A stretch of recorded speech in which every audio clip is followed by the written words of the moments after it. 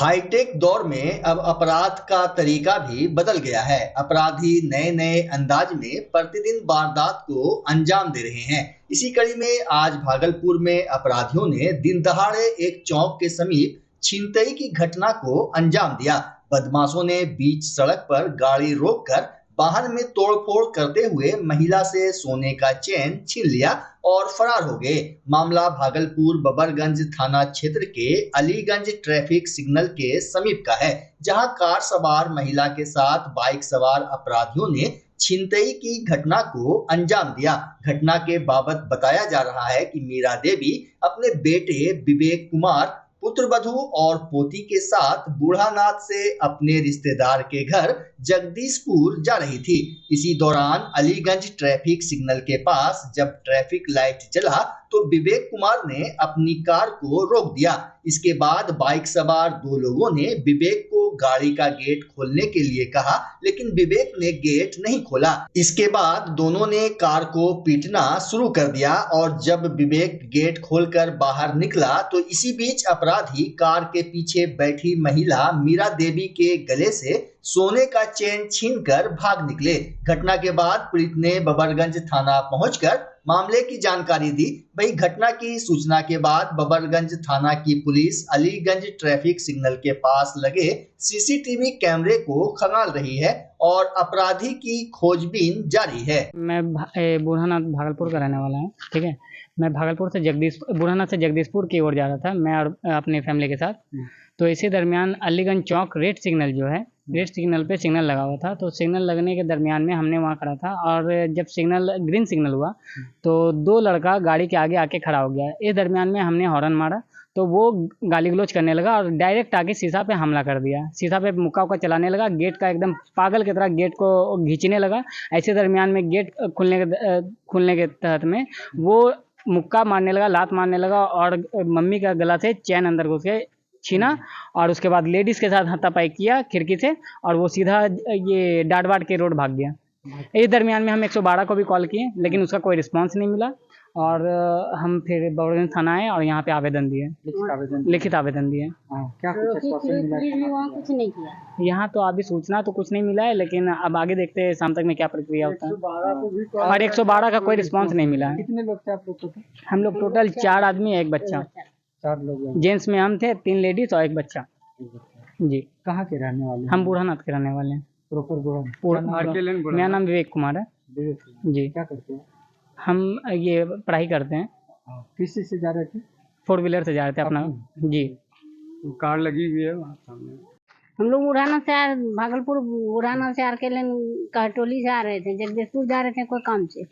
इतने में यहाँ अलीगंज में रेड सिग्नल लगा हुआ था, वहाँ पर मेरा बेटा गाड़ी खड़ा किया और जैसे रेड लाइन हुआ बस गाड़ी स्टार्ट किया तो 2 लड़का गाड़ी का आगे आ गया। मेरा बेटा हॉर्न मारने लगा, उसके बाद वो नहीं सुना, आके पूरा शीशा में जोर जोर से धक्का मारने फाइट चलाने लगा। हम बेटा बोले गेट मत खोलो, बस वो पूरा जोर जोर से गेट खोलने लगा, फैट से शीशा को खूब टूटने लगा। इतने मेरा बेटा गेट खोला, मेरा बेटा को भी 2-3 थप्पड़ लगा दिया और मेरा गला से चैन छीन के हथा वहीं करके भाग गया। मेरा गोदी में बच्चा था। हैं? सोने का चैन था सर। सोने का चैन? हाँ। तो लगभग क्या वजन हो गया, क्या कीमत होगी? लगभग वही 1 से 1.5 भर का था। डर लग रहा है? भय तो बहुत लग रहा है। मेरा हाथ गोड़ देखते कांप रहा है, थर-थर कर रहा है सर। मेरा बेटा के साथ खतरा हो गया, अगर वो हथा वहीं किया आगे और कुछ कर देता तो हम क्या करते? डर नहीं लगेगा सर। डर तो लगेगा ही सर। मेरा गोदी में बच्चा था सर। आपकी गोदी में बच्चा? हाँ, मेरी पोती थी गोदी में सर, एक बाबू थी गोदी में, मेरी बेटी भी पुतहू पीछे बैठा हुआ था सर। क्या नाम हुआ? मेरा मीरा देवी नाम है सर। बुढ़ानाथ आरकेलन कहटोली की हूँ सर।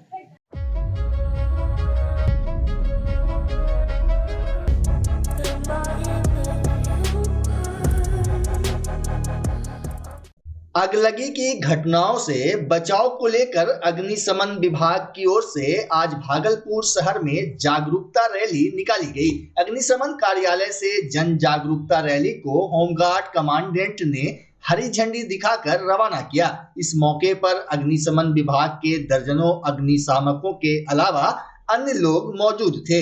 जागरूकता रैली में विभाग के दर्जन भर छोटे बड़े दमकलों को भी शामिल किया गया था। रैली कचहरी चौक, मनाली चौक, भगत सिंह चौक होते हुए अग्निशमन कार्यालय में समाप्त हुई।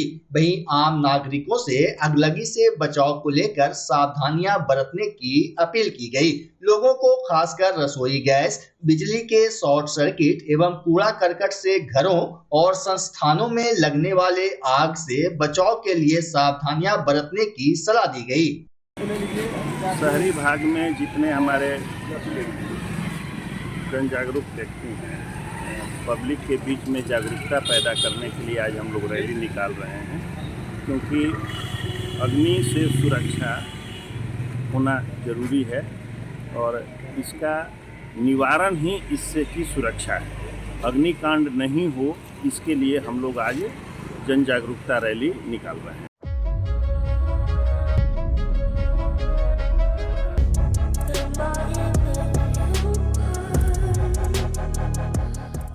भागलपुर नगर निगम में पार्षद संघ के चुनाव को लेकर आज पार्षद सभागार में बैठक हुई। बैठक में पार्षद एकता मंच के संयोजक रहे वार्ड 25 के पार्षद गोविंद बनर्जी, वार्ड 44 की पार्षद कहकशा परवीन, पार्षद प्रतिनिधि शेर खान, पार्षद अनिल पासवान समेत कई पार्षदों ने विभिन्न विषय पर चर्चा की और संगठन को मजबूती प्रदान करने पर जोर दिया। वहीं पूर्व डिप्टी मेयर डॉक्टर प्रीति शेखर एवं वार्ड 21 के पार्षद संजय सिन्हा ने कहा कि जल्द ही चुनाव की तारीख भी तय कर ली जाएगी और इसके बाद आगे की प्रक्रिया अपनाई जाएगी। निगम के पार्षद सभागार में आम सभा का आयोजन किया गया और इस आम सभा में यह निर्णय लिया गया कि भागलपुर का सम्यक विकास हो, सभी वार्डों का सर्वांगीण विकास हो, कोई भी क्षेत्र अधूरा न रहे और एक ताकत के लिए अपने अपने क्षेत्रों की समस्या के संकलन और उसको सही जगह पर बातों को रखने के लिए, उस समस्या का समाधान करने के लिए ऐसा लोगों का सुझाव आया माननीय प्रतिनिधियों का कि पार्षद संघ का चुनाव होना चाहिए और इस निमित्त सभी माननीय सदस्यों ने अपने सुझाव दिए और इस सुझाव के आलोक में आगे की कार्रवाई होगी। इसका एक ही स्पष्ट इसका जो मोटिव है वो यह है कि सर्वांगीण विकास हो, कोई भी वार्ड जो माननीय पार्षद उसके जो प्रतिनिधि हैं उनकी बात को दबाई न जा सके, हर लोग अपनी बातों को ढंग से रखें और उनके समस्या का समाधान हो और हर क्षेत्र हमारा एक जैसा दिखे, मतलब एक स्वच्छ भागलपुर और स्वस्थ भागलपुर की जो कल्पना कर रहे हैं हम लोग, उसमें 1 से 51 वार्ड समाहित हो, जहां पर विशेष पैकेज की ज़रूरत है, जहां पर विशेष नॉरिशिंग की ज़रूरत है, उसको हम लोग विशेष ध्यान दें। तो और उसके माध्यम से जो चुनाव की बात हुई है उस पर ही आगे की कार्रवाई फिर आगे होगी। देखिए, नगर निगम में जब कर्मचारियों का संघ हो सकता है, IAS अफसरों का भी संघ हो सकता है, तो पार्षदों का संघ क्यों नहीं होगा। हम लोगों का उद्देश्य है कि जो पार्षद कमज़ोर है, अपनी आवाज़ नगर निगम में नहीं उठा सकता है, संघ के माध्यम से पदाधिकारी पर दबाव बनाने का काम करेगा और उस पार्षदों के वार्ड का विकास होगा। यही हम लोगों का उद्देश्य।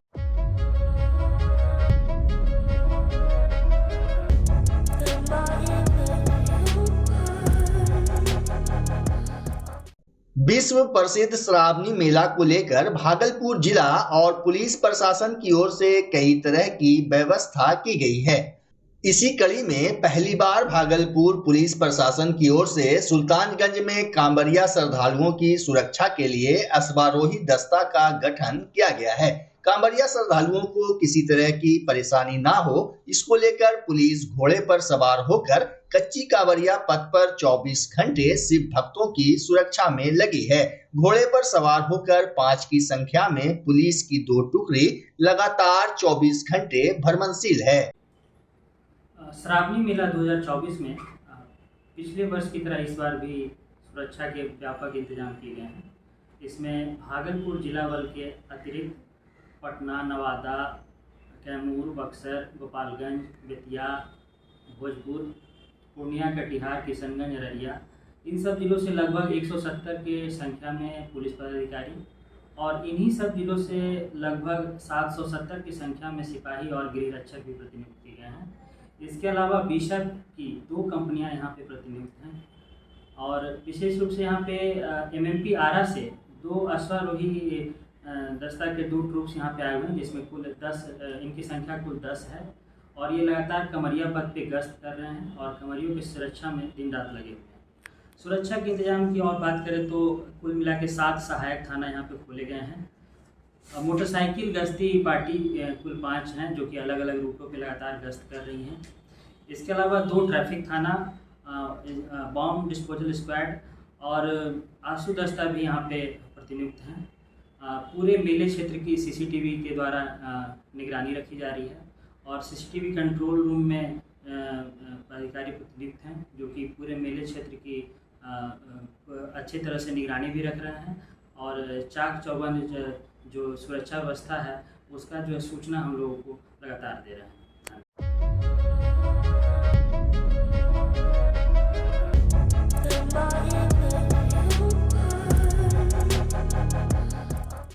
भागलपुर इसाकचक थाना क्षेत्र के बरहपुरा में वृद्ध को बंधक बनाकर मारपीट किए जाने के मामले में गिरफ्तार बेटी और दामाद को सोमवार को न्यायिक हिरासत में भेज दिया गया।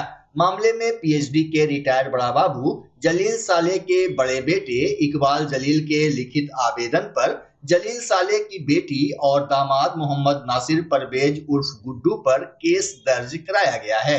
स्थानीय लोगों ने बताया कि रविवार को मामले में हुए हंगामे की सूचना के बाद गिरफ्तार दामाद नासिर परवेज के परिजन बरहपुरा स्थित मकान पर पहुंचे, जहां उन लोगों ने घर पर अपनी दावेदारी पेश की और घर में घुस गए। साथ ही जब वृद्ध और बेटे द्वारा घर में प्रवेश का प्रयास किया गया तो वहां भी हंगामा किया। इसके बाद मौके पर डायल 112 की टीम को बुलाया गया। काफी मशक्कत के बाद मामले को शांत कराया गया। बता दें कि मामले में दर्ज कराई गई प्राथमिकी में इकबाल जलील ने उल्लेख किया है कि उनकी बहन और बहनोई के द्वारा उनके पिता जलील साले को जान मारने की धमकी देकर 5 डिसमिल जमीन अपने नाम लिखवा लिया गया है। साथ ही उनके पिता को हर माह आने वाले 45,000 रुपये पेंशन भी उनके द्वारा उठाया गया था। यह भी बताया गया कि प्रताड़ना की वजह से उनके पिता ने मानसिक संतुलन खो दिया है।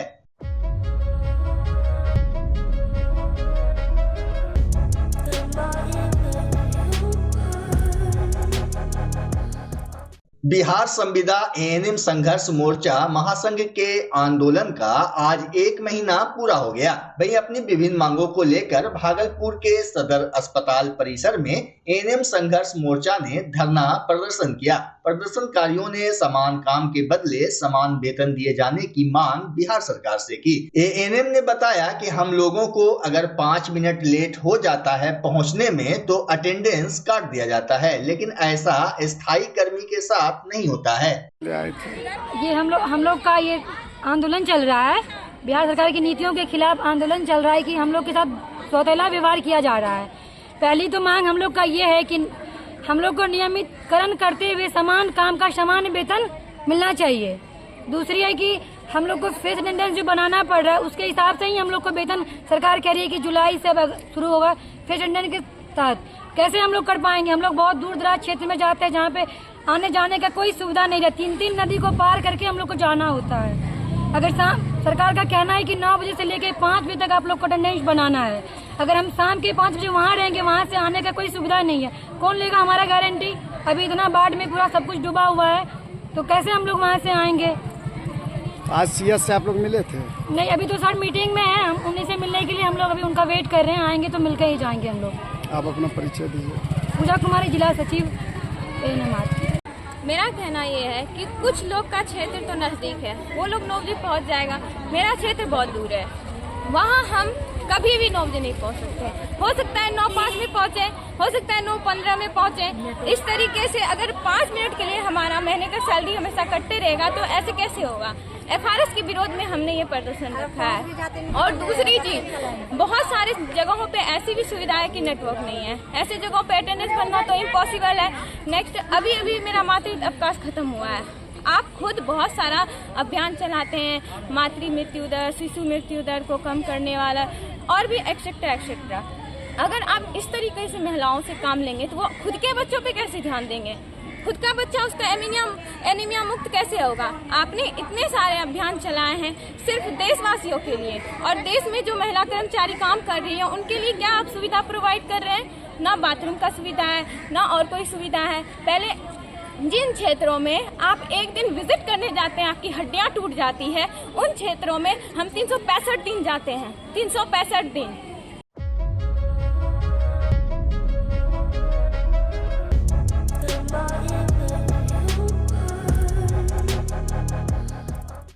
बच्चा जब जन्म लेता है तो कई बार बच्चा तुरंत नहीं रोता है, रोने में देर हो जाता है।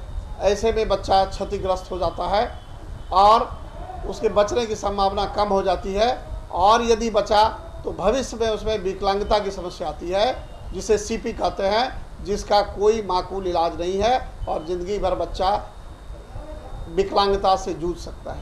ऐसे में पूरे संसार में कूलिंग थेरेपी का सहारा लिया जाता है।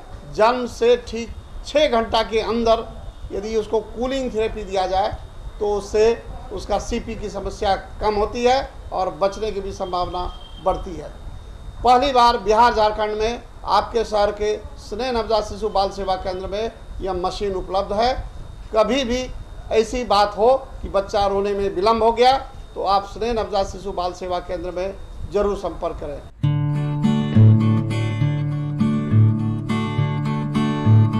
घर शिफ्ट करना हो या ऑफिस रीलोकेट करना हो, मेक माई शिफ्ट के साथ अपने सामान को सुरक्षित पहुंचाइए कहीं भी कभी भी। मेक माई शिफ्ट देते हैं residential and office relocation, long distance relocation, heavy machine shifting, packing and moving, international and intercity moving, car transportation जैसी ढेरों best services. Make my shift packers and movers. For bookings call 8298-181-018 या log on करें www.makemyshift.in। Rinku LED bulb एक बार लाओ और चलाते ही जाओ। हमारे एलईडी बल्ब्स है क्वालिटी में नंबर 1 और एनर्जी एफिशिएंट, जो रखे एनवायरनमेंट और आपके बिजली के बिल दोनों का ख्याल। रिंकू एलईडी बल्ब के साथ एनर्जी बचाओ और बिल घटाओ। ये है पावर सेविंग लाइट जो चले लंबे समय तक और रखे आपके घर को रोशन। हमारे यहाँ एलईडी लाइट्स मिलते हैं एक व्यापक रेंज में जो आपकी हर जरूरत को पूरा करेगी। लेकिन यही नहीं, हमारे एलईडी लाइट सिर्फ चमकदार नहीं बल्कि एनवायरनमेंट फ्रेंडली भी है। तो आज ही लाओ रिंकू एलईडी बल्ब और पाओ 1 साल की वारंटी का भरोसा। रिंकू एलईडी बल्ब्स, नई जनरेशन के स्मार्ट बल्ब्स। आज ही संपर्क करें 8651063786 या मेल करें rinku.led.bulb@gmail.com। हमारा पता असाननपुर, भागलपुर, बिहार 812002।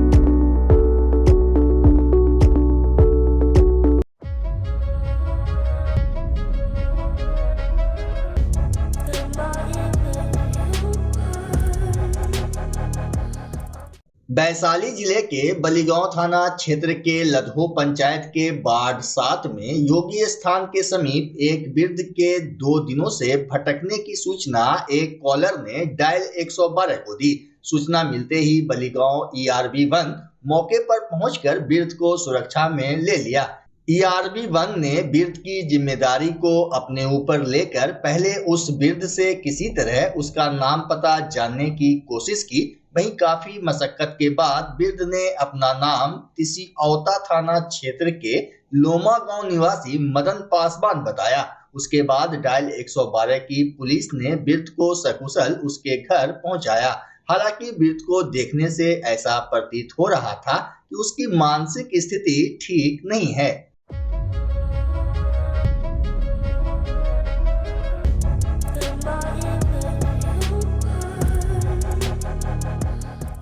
भागलपुर जिला के खरीक थाना क्षेत्र के रहने वाले 4 दोस्त महादेव गंगा घाट स्नान करने पहुंचे, जिसमें एक दोस्त गंगा नदी में बह गए, जिसकी तलाश SDRF की टीम और स्थानीय गोताखोरों के द्वारा की जा रही है। ऊपर से सीखने की बात आ रही है। नहीं, वो महादेवपुर घाट से।